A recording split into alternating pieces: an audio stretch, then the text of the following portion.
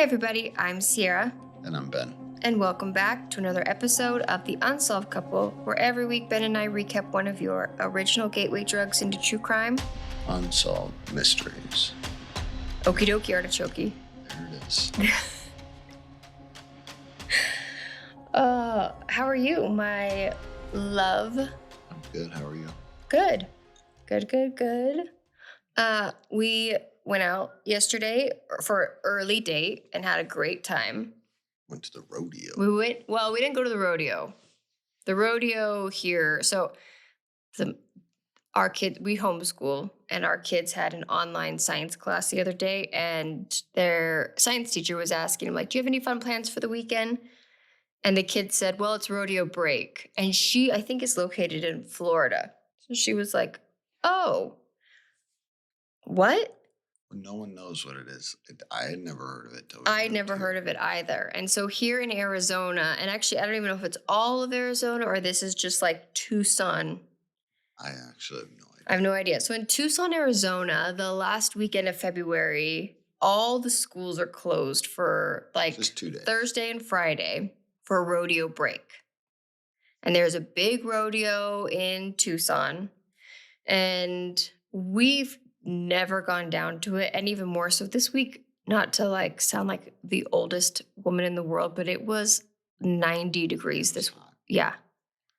It was not February the last thing I want to do at 90 degrees is to be sitting in a metal stadium in the open sun. Direct sun. Yeah, direct sun, watching people on horseback and bull riding. But there's a local band that played Billy Shaw. Billy Shaw Jr. Billy Shaw Jr. They're one of our favorite local country bands, and they were playing at the barn dance last night. So, and by last night, I mean like 4 to 8, which is at our age the perfect time. That was like the funnest. Like that was evening.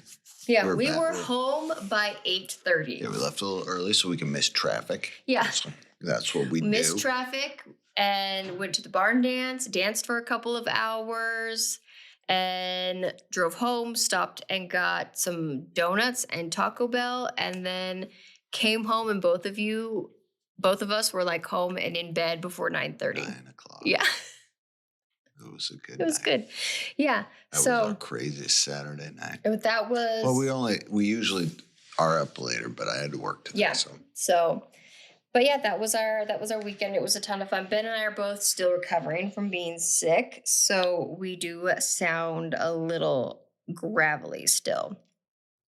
But we are recapping season 4, episode 13 of our beloved show, Unsolved Mysteries. And we've got 4 stories for you guys today. Do we have 2 lost loves? Is this the one? I've got a lost love, and so do you, don't you? Yeah. Yes is the answer to that one. Yeah. Yes. It is kind of a lost love, but also inheritance. It's a weird one. So, anything, do you want to talk about anything before I kick it off, or you want to just jump in? Let's jump in. I'm here for it. Okay. Well, before I tell you guys about a boy named Chad, I'm going to ask, if you are loving The Unsolved Couple, please make sure to hit follow, subscribe, wherever you guys are listening to us so that you never miss a single one of our mysteries. And subscribing to our channel tells the overlords in the podcast world that our podcast is fun and entertaining and that more people should be listening to it. So it definitely helps push the show out to more curious people. And leave a review wherever you guys are listening to. Share an episode in a group of friends or tell someone about it at work. Text your true crime bestie. Post it to your stories. Every click, share, whatever makes a huge difference. And if you want even more true crime in your life, make sure to check out Bite Me. I launched a new podcast, Bite Me True Crime. It's a quick, current, packed size little podcast into what is trending and what's raising eyebrows in the world of true crime.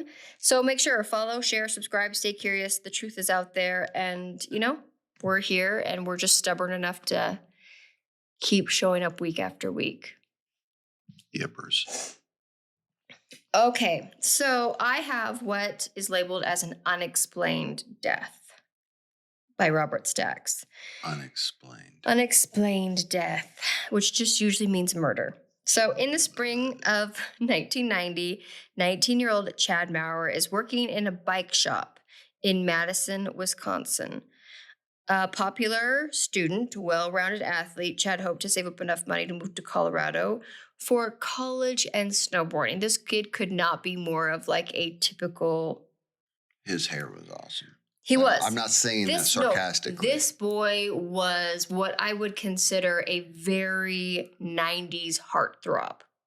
Very Zach Morrison sort of vibe. He had the bleached hair, the longer. It wasn't a bowl cut, but it was kind of along those lines. Hey, listen. As someone whose hair is thinner, I liked it. Embrace, boys at 19, embrace your thick hairlines, because at some point they will go away. It's not as thick anymore. So on the afternoon of May 19th, Chad returned home to grab a quick lunch before returning to work. And I do have to mention the sandwich that is made in the reenactment. I don't think you're right in this. Oh, Sierra had a big questioning problem with the sandwich. Okay. But first off, it was just acting. It's not a real sandwich. That's not the sandwich he made in real life. Maybe this was Chad's favorite sandwich. So Chad walks into his own family kitchen, he's all excited. He's telling his mom in the reenactment about his sale that he made. It seems as if like he had just started this job at the bike shop, and he comes home for a lunch, and which at 19, big for him, because at 19 coming home for lunch, I would have just gone down to Taco Bell or wherever. I guess, did you ever work at a place where you could go home for lunch? Oh, no, actually I didn't, because I always worked in Roseburg and my family's home was in Myrtle Creek. Yeah. I guess when I worked at the hotel, no, because even when I worked at the hotel, which was right up the street from my apartment, I was the only person there working. I was the front desk person. So by the time I got there and like it was my lunch break, I didn't really get a full break. Yeah. I had to ask boys to bring me food. I bet they didn't bring it though. And bottles of water. Yeah. I did do that. You did do that. Exactly. So he comes into his family kitchen and he's talking a million miles a minute and he's all excited about, the day at work he's having so far. And he grabs this meat out of the refrigerator. It looks like bologna. And then he grabs a loaf of bread, and he reaches in and he grabs 3 pieces of bread and sandwiches bread, bologna, like a Big Mac bologna sandwich. Dry as a bone. You said bread, bologna. Bread, bologna, bread, bologna, bread. Yes. Yes. Yeah. Big Mac bologna sandwich. Dry as a bone. Big Mac bologna sandwich. No mayonnaise, no mustard, nothing. It was just a and reenactment. Takes a bite of it. It was just a reenactment. And then takes it and walks out to his car, right? So in this time, his mom said everything seemed normal except for Chad's sandwich choice. He does ask for gas money. And Chad's mother, Dolly, remembered like the day was, she said nothing about him was different that day. He wasn't on edge. He was excited about his day at work. He had a big smile on his face. He was just kind of Chad as usual. Chad's father actually runs into him, it seems, per the reenactment, as he's kind of walking back out the door to head back to work, and didn't notice anything unusual either. However, Chad never made it back to work that day. 2 days later, a maintenance worker found Chad dead inside his car, inside a garage on the south side of Chicago, Illinois, 150 miles away from his home. So this kid is at work, gets a lunch break, I'm going to guess 30 minutes, runs home, makes himself a triple-decker bologna sandwich A and Big Mac bologna sandwich. Big Mac bologna sandwich, asks his parents for some gas money, typical like 19-year-old, and leaves, doesn't say anything, doesn't act any kind of way.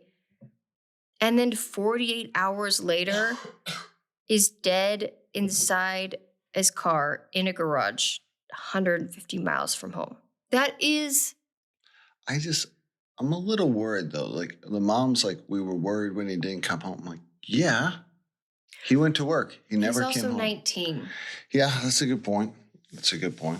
I'm like, do you remember when you were, I guess you were in your 20s when you and I were dating, you didn't come home one time until like after 10:30 and your mom was worried about you. I don't know. Do you remember that? I don't even remember. I refuse to remember any of this. So, yeah. And as someone, I left home at 18. So by the time, 19, like, you don't know, there's no cell phones back then. Like, in my mind at 19, a buddy could have came in and said, hey, we're all going to go do this. And he could have had every right to be like, I'm out. But she is, by the following morning, she is concerned enough. The following morning, she is making phone calls. Yeah. And then his body is found. So an autopsy determines that he had actually died from carbon monoxide poisoning. And Chicago police quickly rule this death as a suicide and just kind of move on. They want this off their desk real quick. Yeah, I mean, this is the south side of Chicago. The rough side. In the early 90s, it was a rough time. Yeah. So the family gets the opportunity to view the body at the funeral home before the funeral starts, and they notice a few things. They notice, and they say that he had an injury on both of his knuckles, that the bone was exposed in his knuckles. Now, your knuckles don't have a ton on them, but that's a pretty significant injury. Yeah, I mean, they say the skin was like down to the bone. Yeah. So that's significant. And they notice that his face is a little scuffed up. And then, at least per the reenactment, the funeral director also tells them that they got his clothing with the body and that it was soiled. And so he shows it to him, and the clothing that he was wearing when he was found dead, there is a large blood stain on his shirt. Which then I'm like, what did the Chicago police do? Well, what did the coroner do either? Yeah. He's the one that came out. He gets the body. Yeah, I don't know. And then he gives it to the funeral home still in soiled, bloodied clothes? Yeah.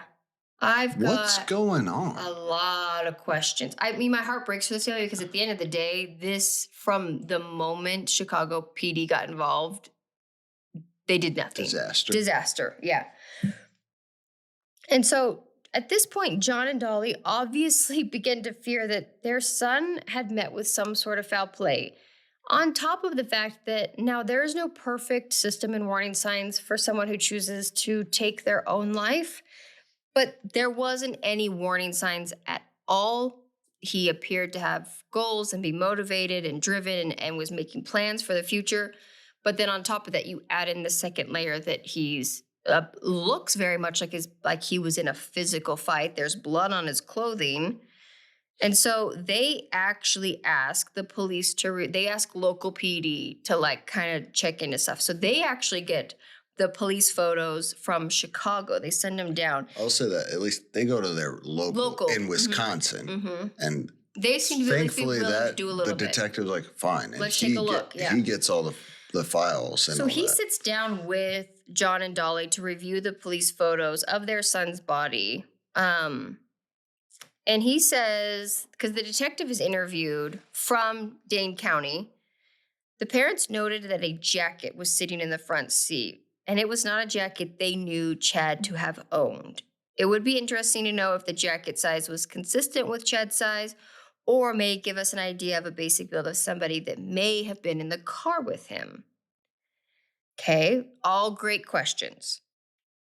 The jacket was another clue pointing to the possible involvement of an unknown person in Chad's death. The autopsy report also suggested that he had not taken his own life.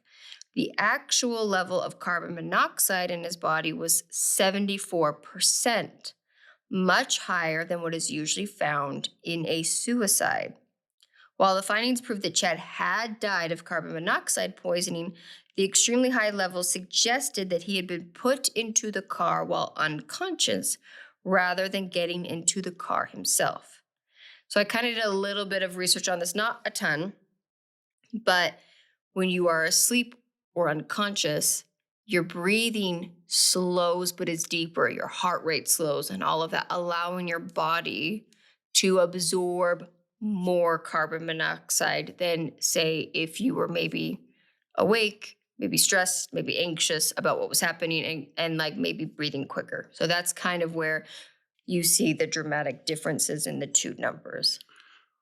Well, and I would say, like, right now, people don't commit suicide this way anymore because cars don't produce that. Oh, is that not a thing anymore? I see. I don't know. Right now, like, from my understanding, I'm not an expert. Yeah. But it'd be really hard to do this with a car nowadays. They're not admitting as much carbon. They don't admit as much. But I'm going to guess back in the 80s, in the reenactment, it was like a Mustang. Like it was an older vehicle too on top of that. Yeah. So I'm going to guess that they had a better idea back then. So I actually found pictures. This street and this garage is still there. It is like a very narrow street with tiny, tiny little garages. And I found an interview actually by the security guy that found this. According to him, the garage was locked. The maintenance guy, it wasn't a security guy. It was a maintenance guy. And he had to unlock the garage door. He was very surprised to see a car in there. It was locked from the outside. And according to him, he told Chicago PD that. I mean, here's the thing. It's very clear, because we're going to find out, too, that the jacket in the car went missing. The police didn't process it properly. Yeah. It's very clear. They either weren't interested in this, or with it being Chicago, with the history of what we know of Chicago, maybe they were told to just look another way. I don't know. Like, it just sounds like they wanted it off their desk as quickly as possible. Yeah. So a weird kind of thing that they talk about in Unsolved Mysteries is soon after, the cause of Chad's death is changed from suicide to undetermined, and the authorities at this point decide to do a full-blown investigation. The bike owner is interviewed, and he actually gives some sort of interview to the local newspaper where he talks about that Chad seemed afraid about something. Soon after this article comes out, the shop was vandalized. No other stores in the area were hit, but it appeared that someone might be sending a message. We're going to actually come to find out it has nothing to do. One has nothing to do with the other, but weird timing, I guess. So October 22nd, 1990, Chad's stories actually aired on a local Crime Stoppers program in Wisconsin. After the broadcast, an anonymous tipster alleged that Chad had been involved in a drug deal with people from his apartment complex in Madison. Interestingly, these same individuals had previously lived in the area where Chad's body was found at in Chicago. Authorities believe that Chad may have been involved in narcotics trafficking and that he may have been offered a certain amount of money to drive drugs to Chicago. And the individuals backed out of the deal. A fight broke out and Chad was left in his car to die. However, no one has ever come forward to verify the story. Chad's family and both Madison and Chicago police are still hoping for a resolve in this case. All right, so is that what Unsolved Mysteries? That's where Unsolved Mysteries leaves us. And I mean, let's just be honest. We've now learned over time and through all these stories. You put a story out there and say, we need help. Crazies come out and just say wild things. Yeah. And I'm not saying that's the case with this. But because the detective comes out and says, listen, there was no drugs in the system and there was no history. We couldn't find anything in his history that he was involved in. So I did get a little bit more information on that. Okay. Yeah. So anyway, all right. Okay. That's when Unsolved Mysteries is. This is still unsolved. Of course it is. But I think it's mostly unsolved because their preservation of zero. What is there to investigate? Let's just be. It's unsolved because they didn't process the scene properly 100%. in the beginning. Yeah. So unless someone comes out and says, I killed this kid, here's how it was, and like lays everything out. Yeah. So there is a handful of thoughts and chatter about this online. My question at first is how did he end up in Chicago when he was on his way back to work? That doesn't make sense to me. He was expected to return somewhere because they made it sound like maybe he was doing this drug running back and forth to Chicago and that he had like left after, like that's what he was going to Chicago to do, but he was expected back at work. So there is also though a few more people came forward that Chad was really striving really hard and was well known to people in the community that he was looking for any side work and hustle to save money. He really had this huge goal to get out to Colorado, which is not a cheap place to live. And that he had also at a few incidences had partaken in the devil's lettuce, which in the 90s, smoking weed was like this is like the dare herb, right? And so even his mom acknowledged, I think in a different interview, that she was aware that from time to time, Chad had smoked a little bit of pot. A snowboarder. A snowboarder that wanted to move to Chicago, a 19-year-old? Colorado. Oh, sorry. What did I say? Chicago. Oh, a snowboarder that wanted to live in Colorado, snowboard for a living, and he might have smoked pot. Never heard of such a thing. Yeah, I was saying. Never heard. Colorado has no reputation of smoking weed, right? Yeah, none especially whatsoever. It's not even legal there. The snowboarders up on the mountain every time we've ever gone to any ski resort. Don't even get me started with snowboarders, okay? They are as sober as can be. You're pushing that button and you're doing it intentionally. They're as sober as can be the entire time they're up there on that mountain. Oh, Ben's dying. Okay. Get me started. So the prevailing theory is that it is possible that while there was no drugs found in Chad's system, he was not a heavy drug user. Maybe he was more of a recreational from time to time, but he was also very driven and focused. Is it possible that in this kind of one-off or several incidences that he had been approached to transport stuff between Chicago and this tiny town? Chicago was a big hub for drugs. I mean, we live on the border. People get arrested here all the time for just driving down to the border, picking up a few people and driving them back. And I've been told that this can be like $500 to like several hundreds of dollars to make. And you can do it in 4 to 6 hours.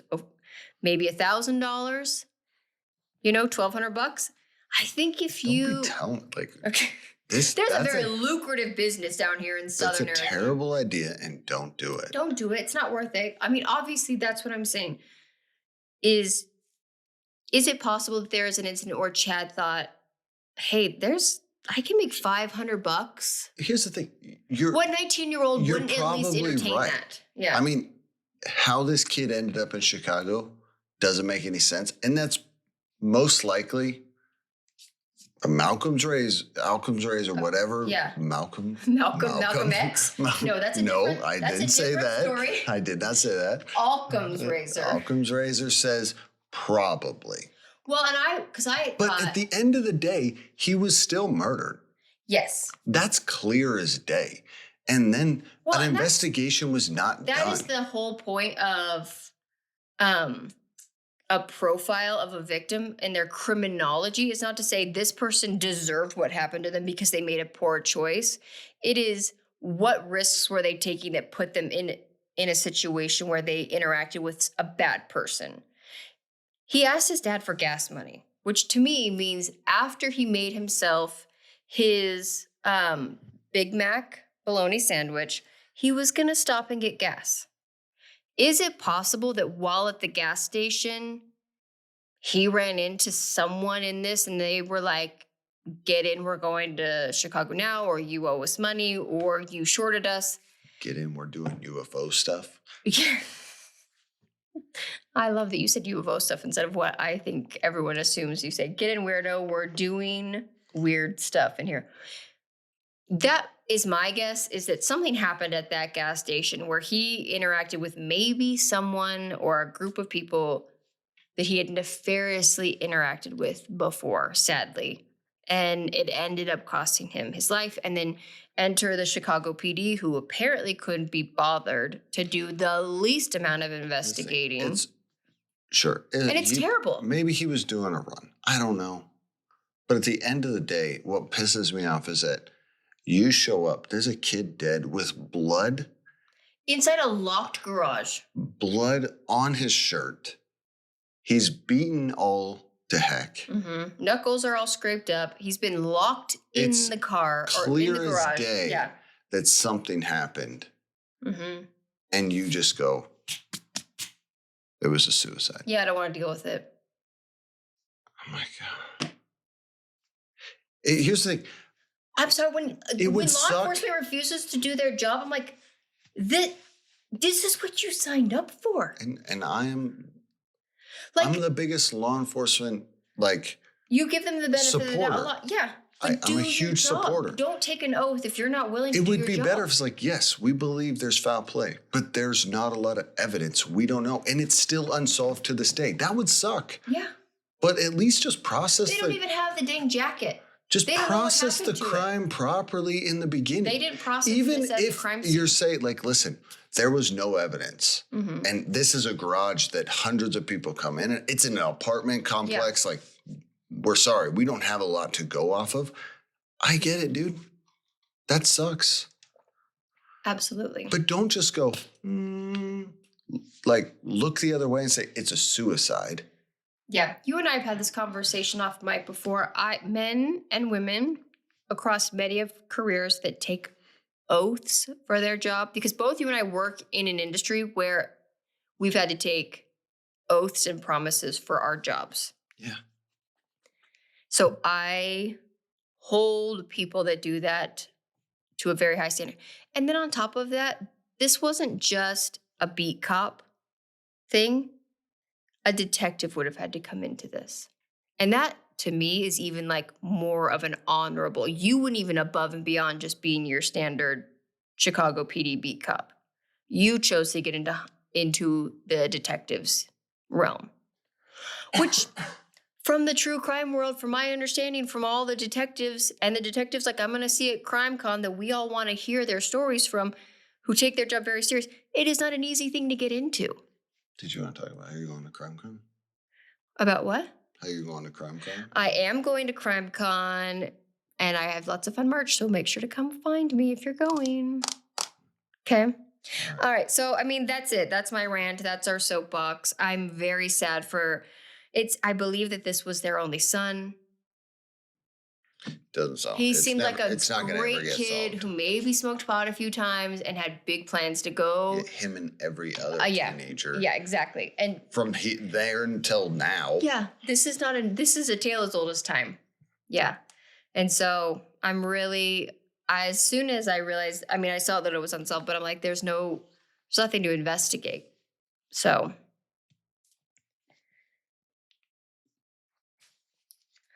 All right, we just had to pause that so that Ben could do what?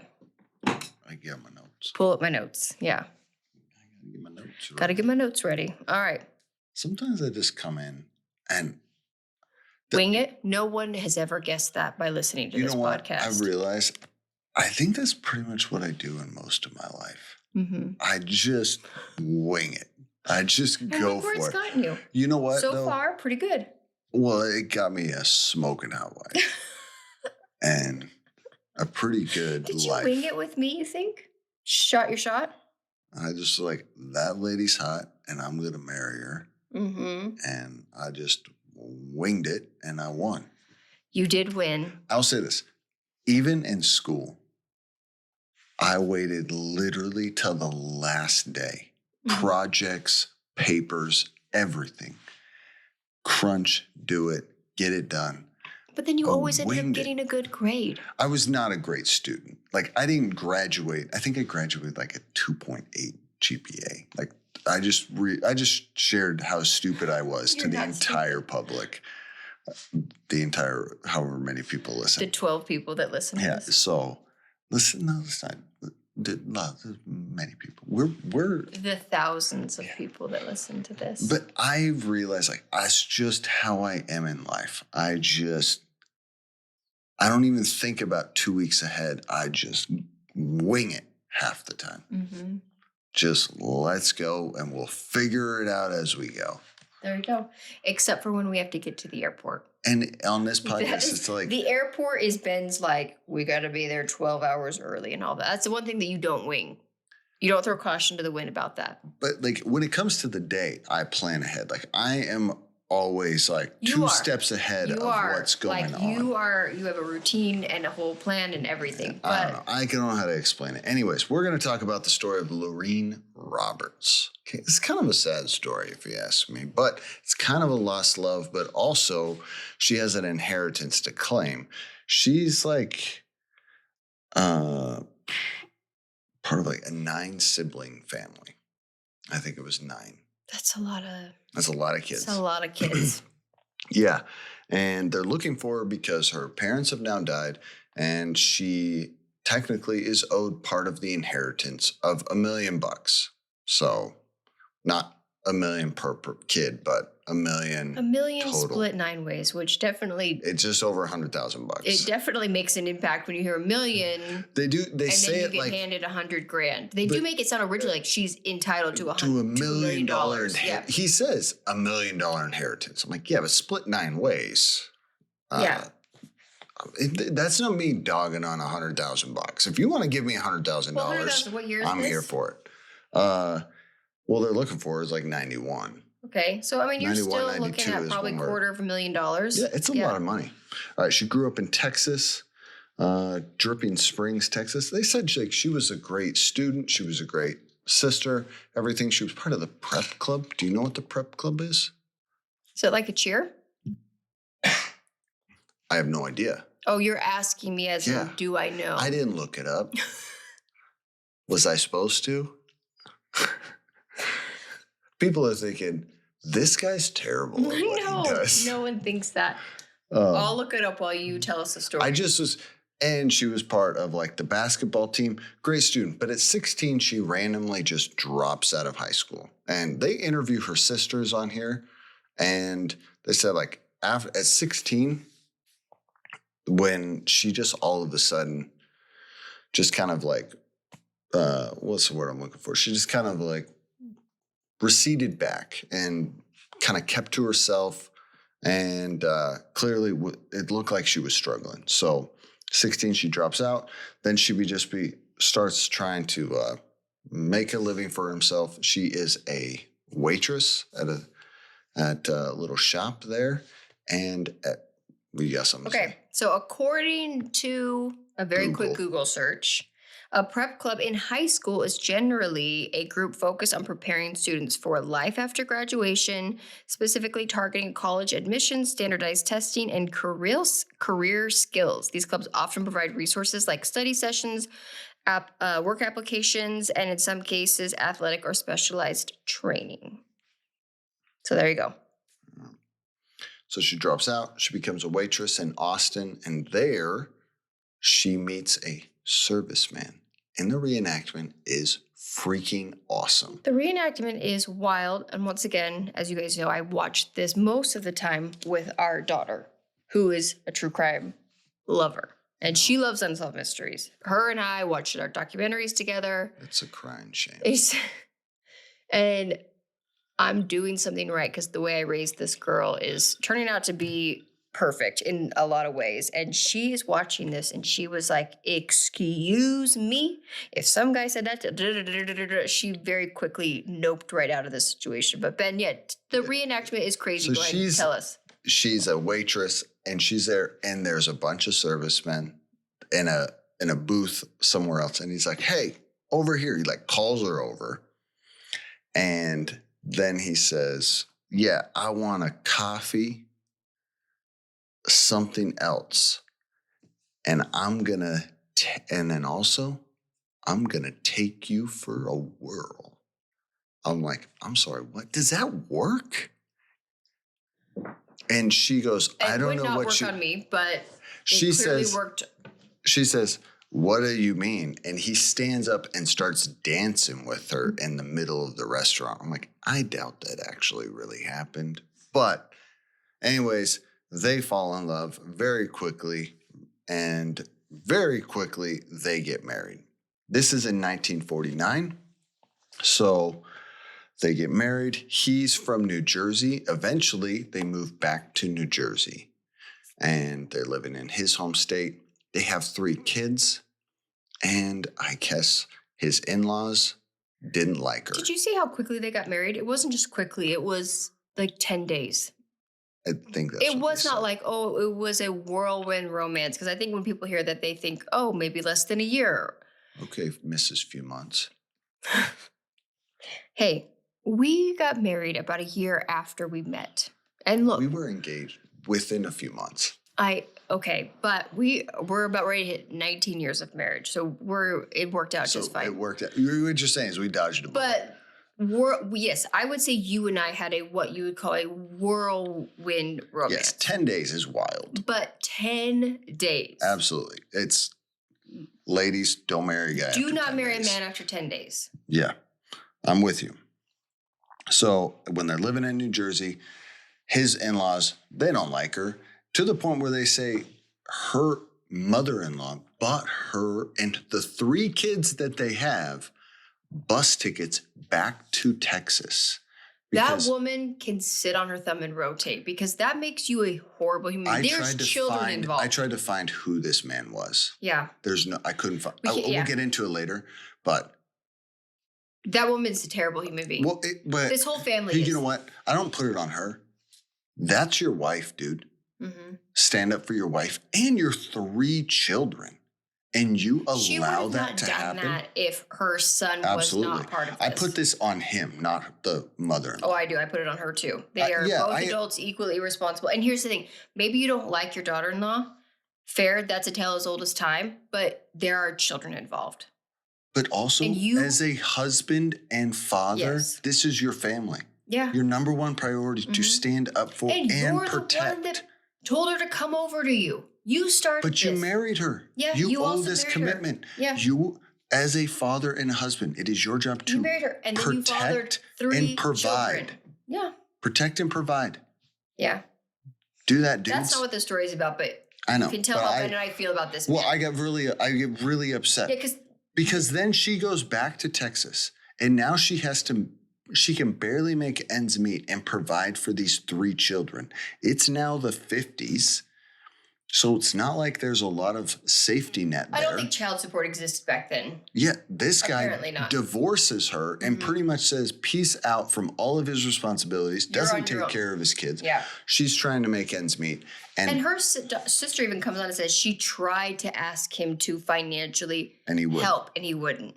So she can't do it. They're struggling, where she then gets to the point where she thinks it's better to put these kids up for adoption because she doesn't feel that she can completely provide for her family.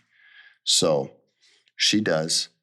Her kids are taken. They're adopted out. And after that, her mental struggles really settle in, to the point where she ends up in mental hospitals in and out for 4 or 5 years. From like 1957 to 1961, she is admitted like 5 separate times, where she spends quite a bit of time in mental hospitals there at the state mental hospital. She's struggling. And in 1959, her sister tells us that was the last time she saw her. She shows up at her house and says, hey, I'm getting married. Says she shows her a ring on her finger and says, Lorene says, I met a professor and I'm getting married. And her sister's like, where'd you meet a professor at? She goes, I just met him. I was like, okay.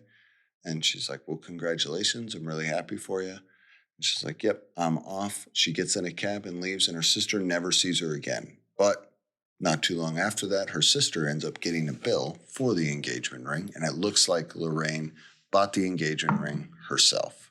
At least that's the story told. So clearly, this lady is struggling.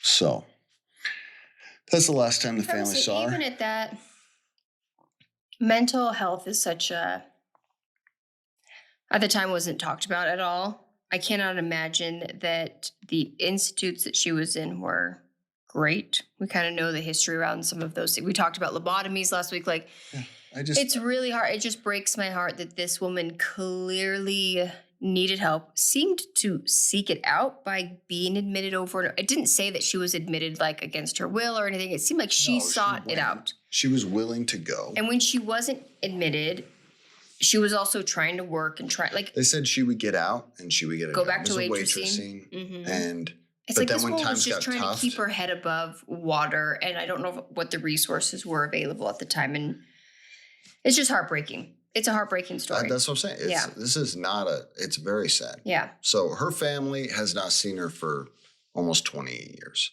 But now that her parents have died, she has an inheritance. And the court had pointed, they get him on like just someone to try to find her and get her inheritance. That is technically rightfully hers to obtain. So they can't find her. So they have now come to Unsolved Mysteries and are looking for her. All right. Are you ready for your? That's pretty much where Unsolved Mysteries. Okay. Yeah. Give us our update. All right. The night of the broadcast, Lorene herself solves this mystery. She calls the telecenter and says, "Yeah, I'm here." She was living in Arkansas as a housemaid for room and board. Was cleaning someone's house for room and board. And so her sister, one of her sisters, went out there, got her, brought her back to Texas. She got her inheritance, which was like just over $105,000. She lived out there in Texas for about 3 months, and then she went back to Arkansas and lived out her days. And unfortunately, she passed away in 1997 at 64 years old. But technically, I couldn't find a lot. Even her own kids had found her family before they found her. So it looked like her kids had grown up and then went back and found her family, her siblings. And so they wanted Lorene to come and be able to meet her kids. There's not a lot on there. It appears that she met them all. You can tell by her interview, this lady clearly has struggled with mental illness, and it breaks my heart. And, but you know what? Maybe she found some peace. I don't know. This lady clearly had a much harder life than I have, so it breaks my heart. Yeah, it was a very interesting story. I'm very angry because of that man that divorced her, left her and her children to fend for themselves. Mm-hmm. I think her life and her kids' life would be very different if that man had just stepped up and done his job. Part of the reason he felt he didn't have to is because he also had a mother who placated to him. Impossible. Can you imagine doing that to your own grandkids? No. No.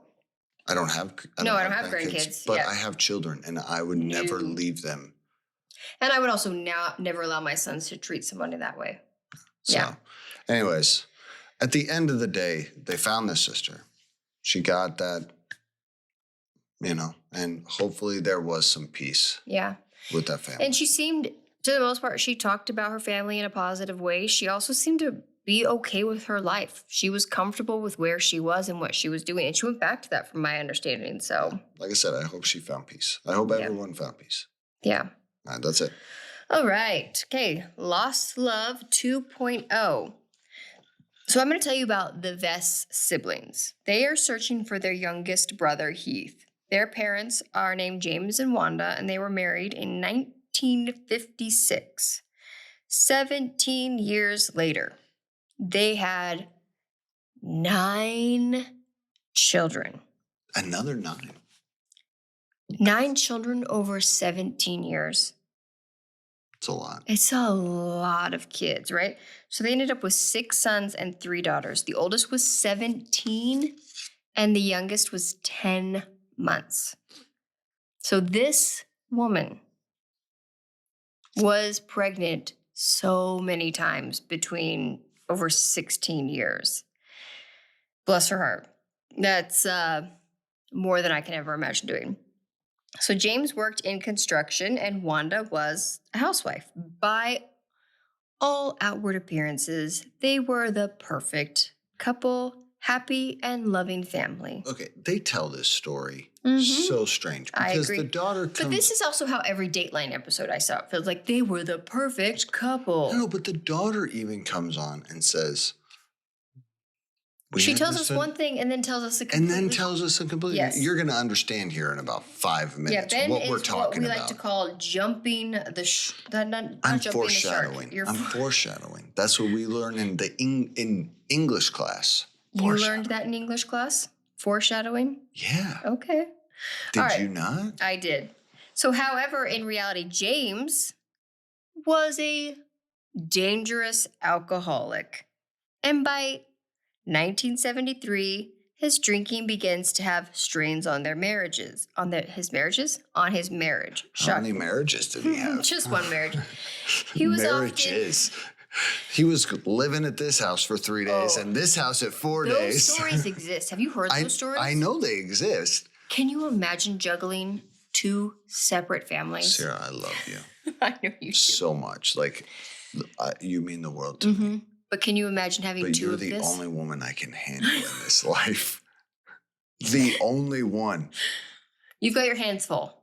Completely Can full. you imagine? Overflowing full. Yeah, overflowing. Can you imagine doing this times 2? I don't know why anyone would want to. I will say, that is, whenever I see these stories of these men that do this, I'm like, but why? No, I'm the same way. Yeah. So, unfortunately, James is a dangerous alcoholic. And by 1973, his drinking, like I said, begins to strain the marriage. He was often... So it wasn't a perfect family. No. He was often too drunk to work. You guys, okay, and this is why Ben's laughing. The reenactment, bless this lady's heart, one of the daughters is here. And she's sharing this story with us. And we get this entire, like, Norman Rockwell, like, painting happening.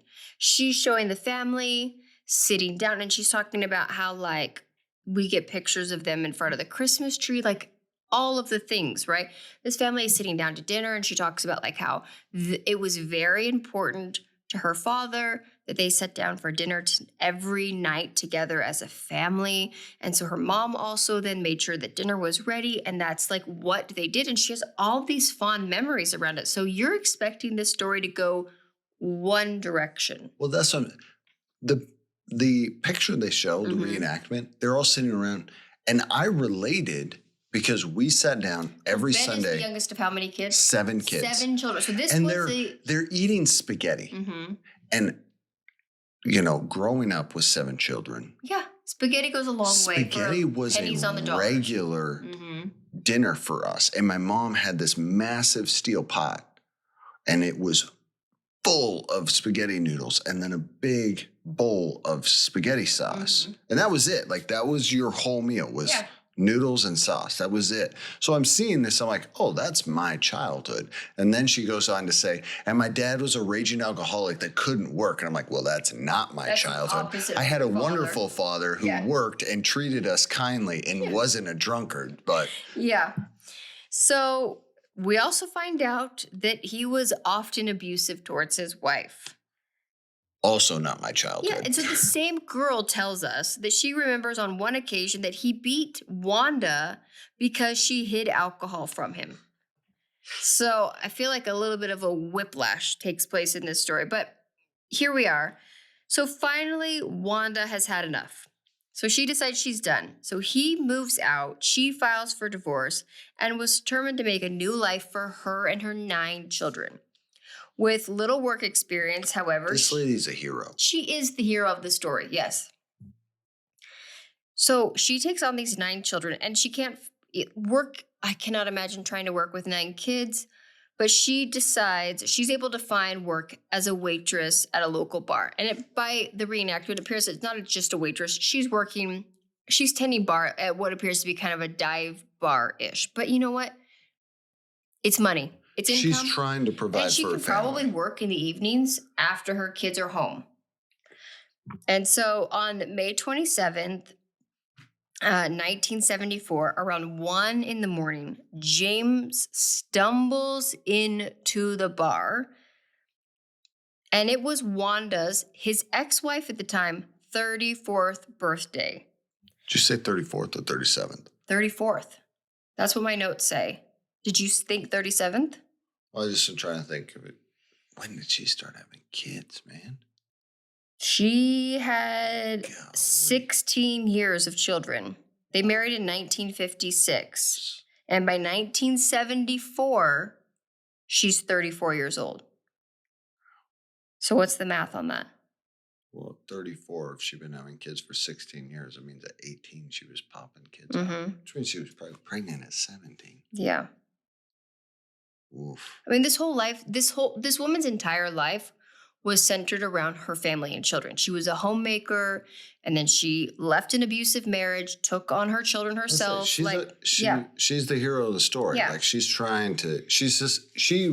got to the point, it's like, I'm done. I'm done dealing with this, and I will make it on my own. Yeah. So he stumbles into the bar at 1 in the morning and tries to have a drink with her and talks about, I don't know. He, according to the reenactment, is all over the place, but is also trying to reconnect with her. And she refuses. She kicks him out of the bar.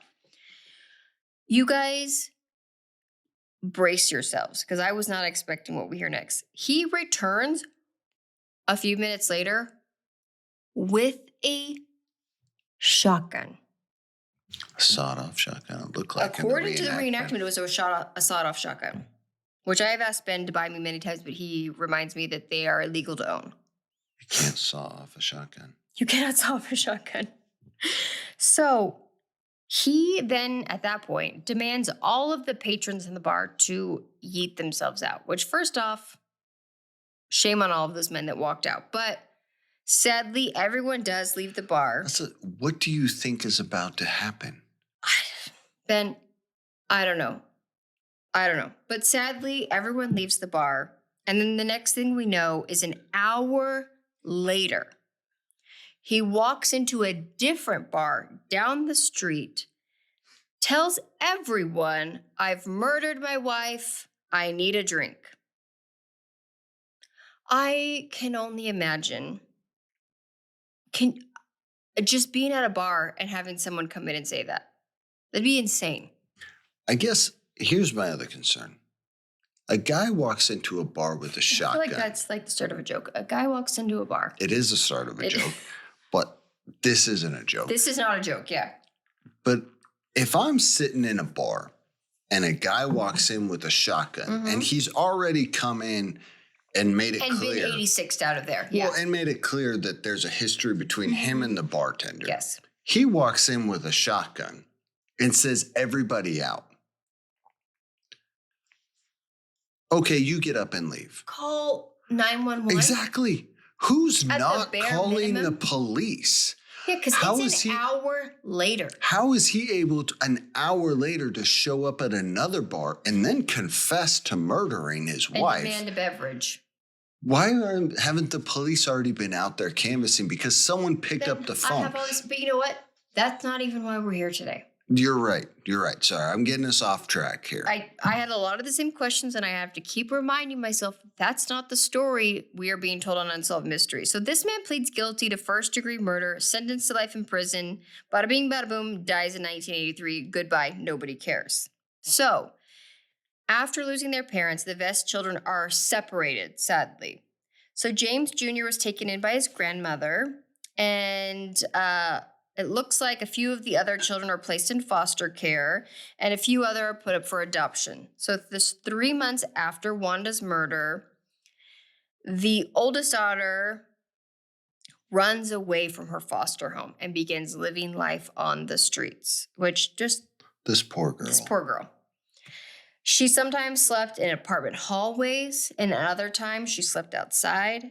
And here, you guys, again, she must have the spirit of her mother because, however, despite her childhood of an abusive father figure who murders his wife, she is, and then leaves foster care, and it had to have been bad enough for her to run away from home. These kids have lost both their parents by a murder. Yep.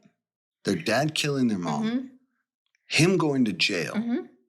Then she goes and becomes homeless as a teenager. She is able to escape the streets, go to business school, finds a job as an office manager, and is now successfully and happily living in San Diego, California with her husband and 2 daughters.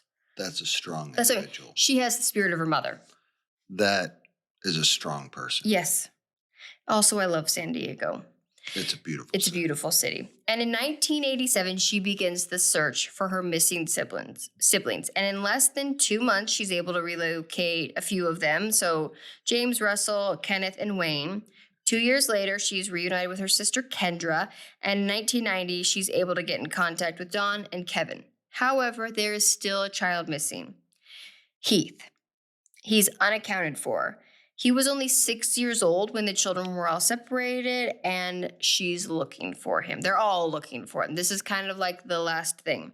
And that's kind of where Unsolved Mysteries leaves us. We get some pictures of the family. If you have any information, please contact our telecenter. All right. Give us our update. Solved. Solved. Heath, who is now married and living in Ohio, sees the broadcast. We've got another time that someone saw their own broadcast. He calls the telecenter, and the next day he is on the phone with his sister, and about 4 weeks later, he and his wife, Robin, travel to Los Angeles. Los Angeles? Los Angeles? What's Los that? Angeles, where they are reunited with all of their siblings. And He was the best. He gets out, he's like, I didn't want anyone to, I didn't know who to hug first. I didn't want people to start bawling. He says it like that. Start bawling. Yeah. So such a nice kid. There you go. We got 2 lost loves. There you go. All right. Ben, you're going to finish. Do you have your notes pulled up? Yeah, I think so. Am I the last one? Is this it? This is it. This is the last story. We've reached where the sun is setting on the Unsolved Couple podcast episode. Do you want to just skip this story? No, we're not going to skip the story. It's a con man. All right, we got a con man. And this is we got a, what does he say? A sense of humor con man. He says practical joker. Practical joker. Yeah. That's right. That's right. All right, they tell this story really weird. It's a little confusing, and I'm going to try to clean it up for you, but I probably won't do a very good job. They tell us, they start out with the story this is in Hawaii, all right? In Maui, August 20th, 1990, a man came in and said he was Pepito DeBryan. And he claims he has an inheritance, and he starts telling this bank manager, yeah, I want to roll this money over. I got this inheritance. My aunt or someone died. We don't know exactly who, but he says, someone died. I want to roll this over into my account, but then I also want to take $20,000 and I need to send it to this person. And the bank manager is like, it seems like a really weird request, and it's a lot of money flowing to multiple accounts. So he tells the guy, listen, you know what? Actually, this might take a little while. Why don't you come back in an hour? And in that hour, so the guy's like, yeah, sure, why not? In that hour, the bank manager calls the police and says, hey, listen, I think this is suspect. I got some paperwork and some checks. They don't seem right. Police show up and are like, yeah, that's not right. He comes back. And I love the reenactment. He's looking at the bank manager.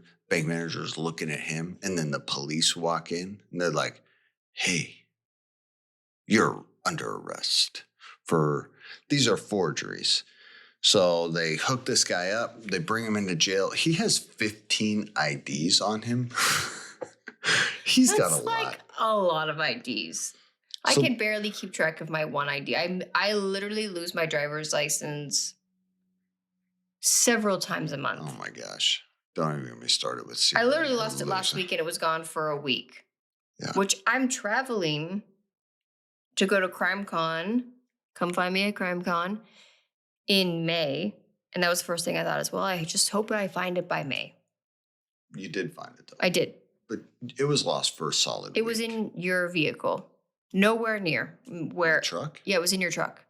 That sounds about right. All right. So they're trying to figure out who this guy is. And I guess you don't have to know who someone is to be able for them to post bail. That's a little weird to me. But he posts bail, gets out. Turns out this guy, they know who he is. He's a swindler. All right. He is Todd Mueller is who he's known by the police. And he's been running this scam quite a bit.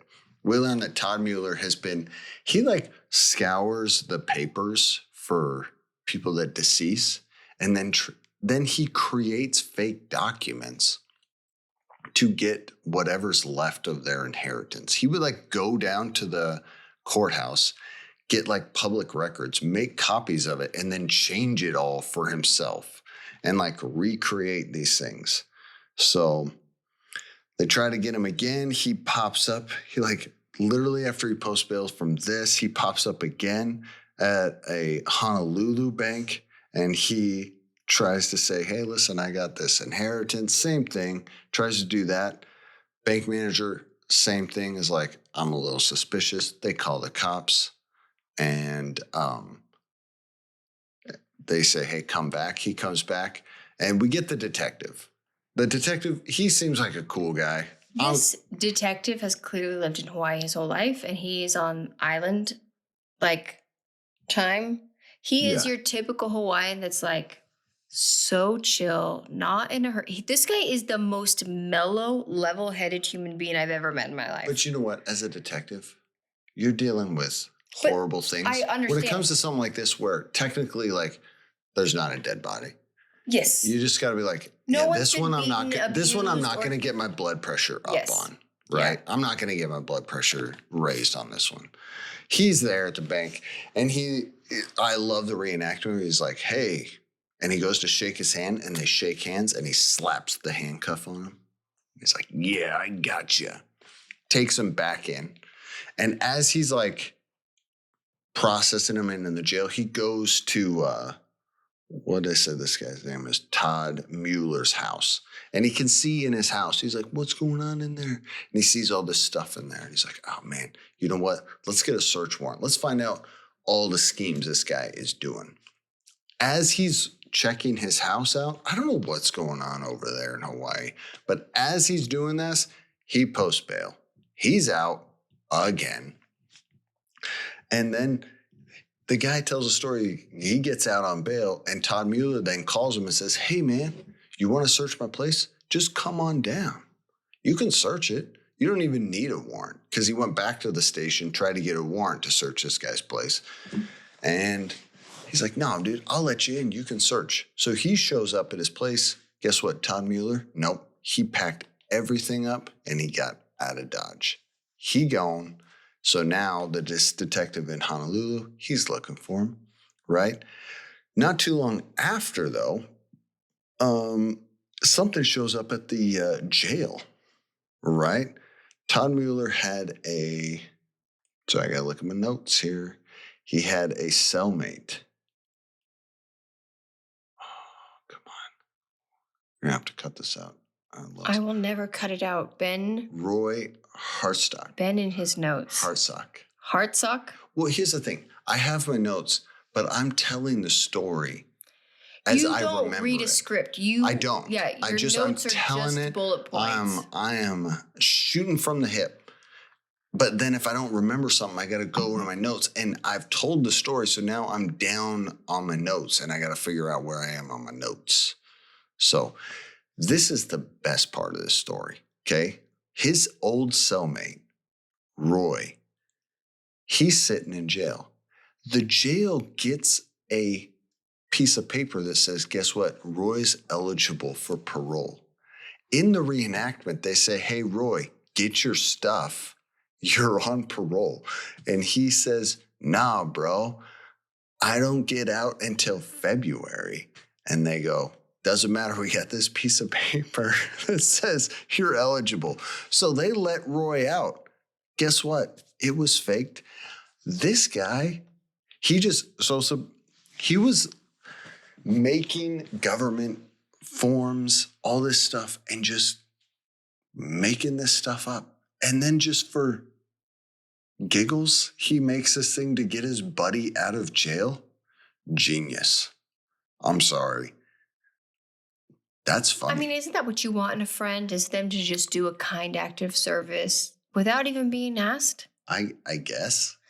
I don't know. Everyone loves a good surprise. So they're looking for Todd, and they're like, now he's gone. He's off the island.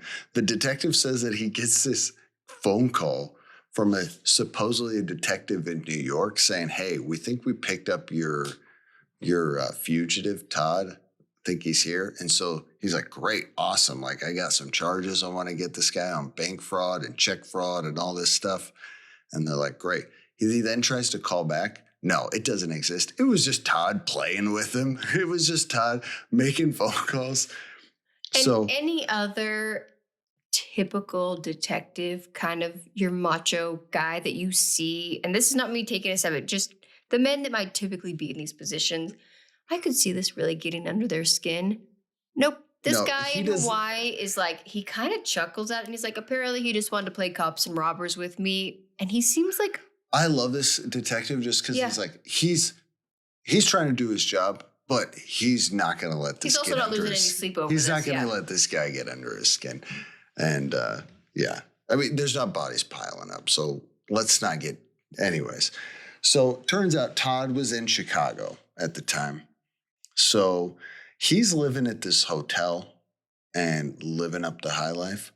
We then get the hotel security guy in there, and he says he got suspicious of Todd because all of a sudden he sees Todd in the lobby, and he's like giving cash to people, and he's dealing with shady people.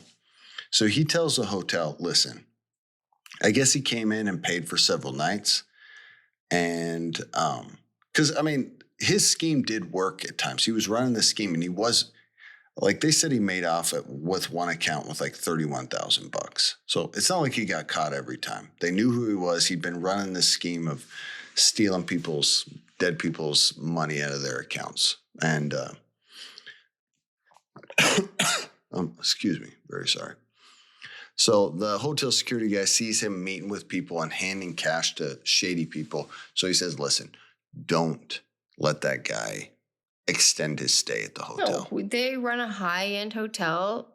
Yeah. They don't want shady business happening. The hotel says, no, sorry, we're booked for this weekend. You can't. You're going to have to check out. He's like, okay. So he just walks down the lobby, picks up a payphone, calls, and makes a reservation across the way anyways on the phone and keeps staying there. And the security guy... Which made me think of McAllister in Home Alone 2. Yeah, Lost in New York. Yeah, I know. I thought the same thing.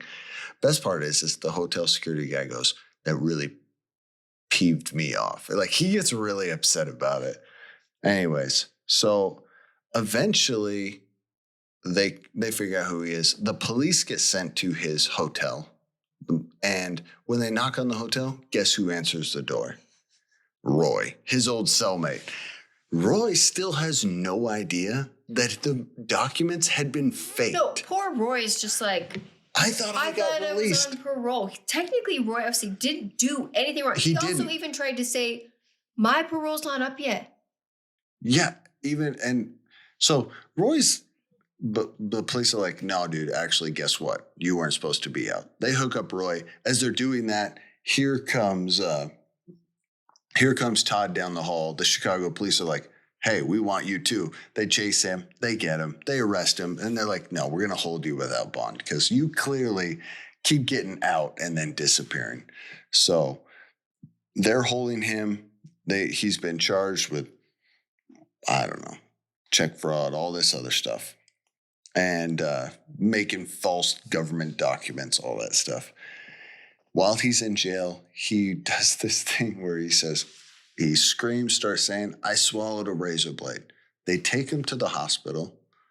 As he's in the hospital, They say in Unsolved Mysteries, they still don't know how, but all of a sudden, he escaped.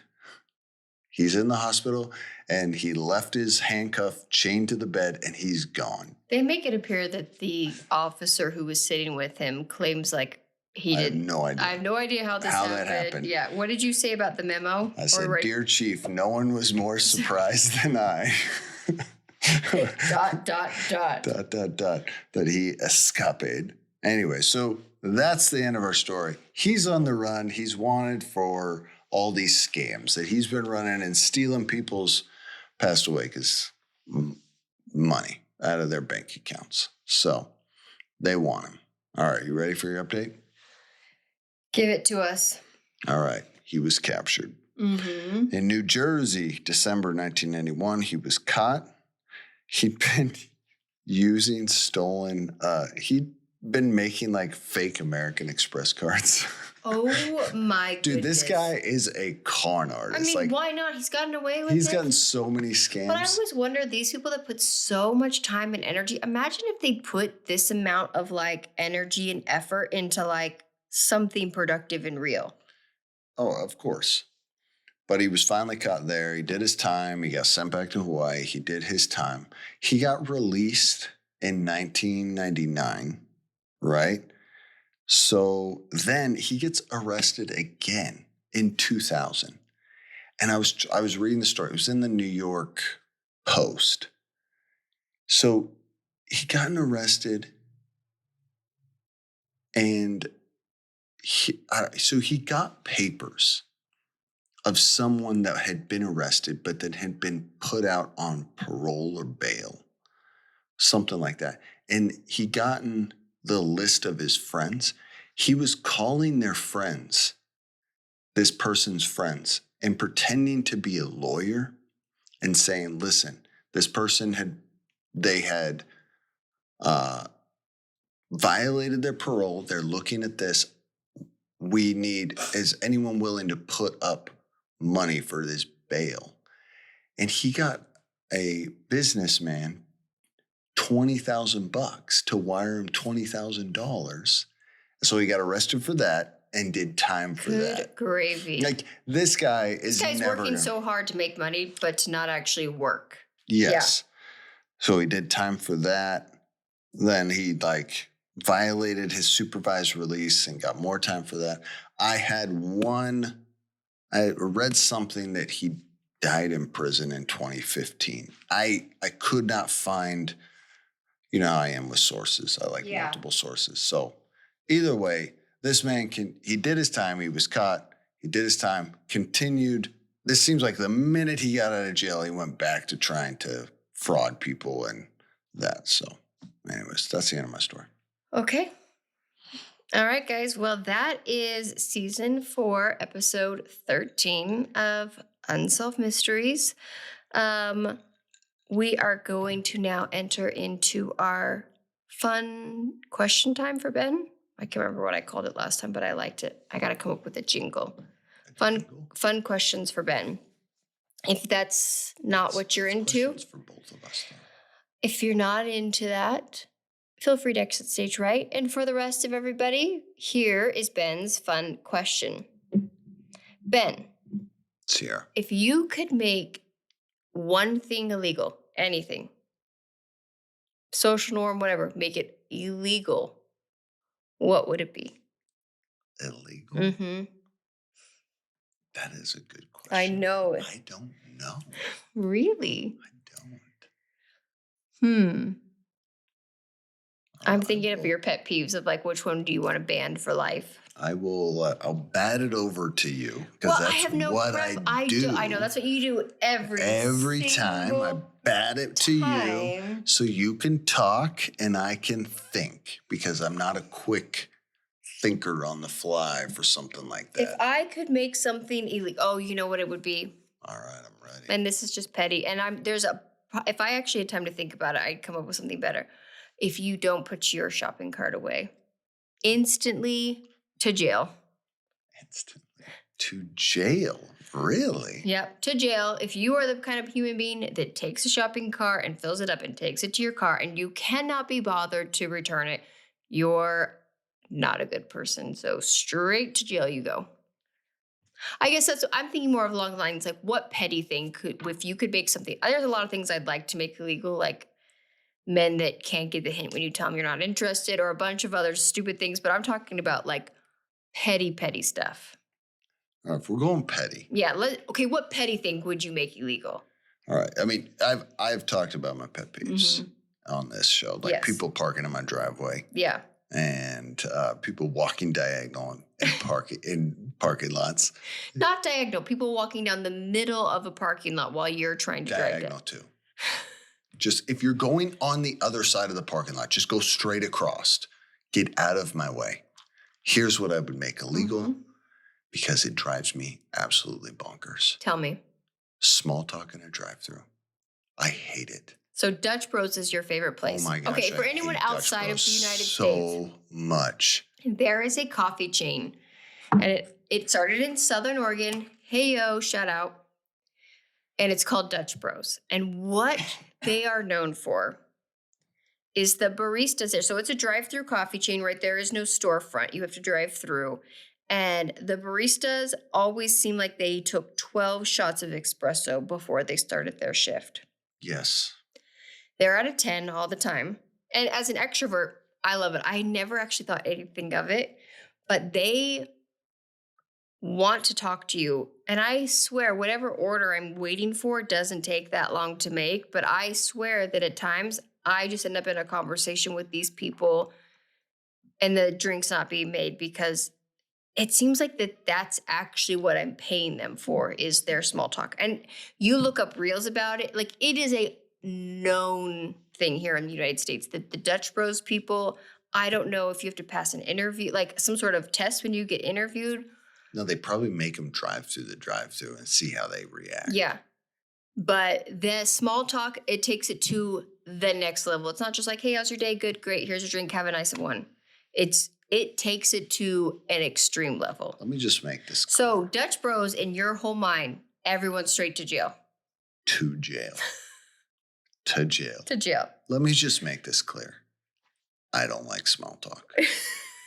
Says the guy I understand. on a podcast. Right, but I'm on a podcast with you. I don't have to engage with people in this podcast. That would be the podcast that Ben would never do. Is like, I'm just going to bring a stranger in and you have to have small talk with them. I hate it so much. And I understand, like, to make friends, you have to. I actually asked our son, I don't have a lot our of oldest friends. son the other night. Yesterday, we ran to Ace Hardware. So tiny little town Ace Hardwares are these little tiny hardware stores. We were out of bird food for the outside birds. I don't do inside birds. But so he came with me and we were standing in line. There's one cashier and there's like several people in line. It's Saturday, it's busy. And the guy in front of me reaches into the cooler that's there full of drinks and grabs a very unique beverage. He grabs a maple flavored or maple sweetened root beer. And this is something that Ben and I have done. Like Ben loves root beer and we've bought like weird root beers and like I love a good root beer. And so I had actually thought about buying that for you earlier, which I ended up buying anyways. And so I casually said something to the guy like, oh, have you had that root beer before? And him and I ended up just in like a literally minute and a half conversation while we waited to get checked out. And I thought about it after we left and I asked my son, I'm like, did it bother you that I like had small talk with that guy? Because our oldest is a little bit more extrovert. He's a good combination. He's both of us. Yeah. Our daughter is introvert. She's me. Yeah. And our youngest is me. Yes. 100%. 100%. Yeah. And so he was like, no, but I would never. He's like, but I would never do that. But it also didn't bother me that you did that. And I was like, I swear your dad loves me and thinks that I'm hot. And that's why he lets me get away with it. Because if anyone else started as much small talk as I do with strangers, he would hate being around them. Because Ben's saying he would make small talk illegal, but I small talk everybody. Let's just be clear. Let's tell the story of last night, Okay. Let me get there first. Let me make this very quick. I hate small talk. Yeah. Especially in drive-thrus. Yes. I just do. Yeah. I will engage in a little bit of small talk here and there. You engaged in a lot when we were in Tennessee. Yeah, I did. But I think it's because those people, the way they were. But yeah, you're talking small talk in drive-thrus. You just hate it. And you can call me a jerk or that's rude. And here's the thing. I understand. You're not ever rude to the people that small talk. I will not be. I'm never rude to a stranger. You small talk back, but it's just not your thing. I just don't like it. But I will not intentionally be rude to a stranger for no reason. You just don't. I don't like to engage in the small. You don't start the small talk. Yeah. Yeah. I start the small talk. Last night, we're at this barn dance. We're at this barn concert. And this gentleman comes up and says something to, commented Sierra on your looks and your outfit that day. And so then Sierra says, I want to get to know him more. I said that to you. So she turns around and has small talk with him. And I refused to engage. I sat there with my arms crossed for 15 minutes while Sierra talked to him. His name is Norbert. We are now best friends. Took like 3 steps away so I didn't have to even hear the conversation and just sat inside and stood there in silence. He had these amazing yellow tinted aviator glasses on. His whole vibe was he was dressed like that's how much I don't like it. Backpack, yeah. I ended up by the time we left, we had exchanged information, You guys are friends on Instagram now and all that. But that is a common thing in our marriage. How many times have we left? Listen, Sierra will engage in small talk and I will literally turn around and walk away while you do it. I was like, go ahead, knock yourself out. I don't want any part in it. Yeah. So that's what I make illegal. Small talk and drive-thrus. Small talk and drive-thrus, and I'm making the people that cannot put their cards back illegal. Yep, there you go. And if you are in those categories, sorry guys, straight to jail for you. Here's the thing. I like that there are friendly people out there. The world needs more friendly people. I think friendly people and people that do small talk and drive-thru, I don't think that they are... I don't think it takes one to be the other. Does that make sense? Yeah. I think you can be friendly and not be interested in small talk and drive-thru. I get it. You just, Like I said, I'm going to like it, but don't, I have never seen you treat anybody rude. Don't be rude. Because of that, yeah.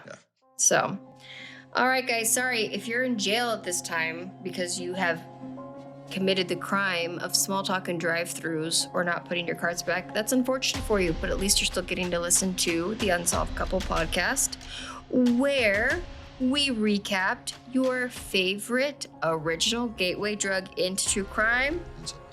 Bye.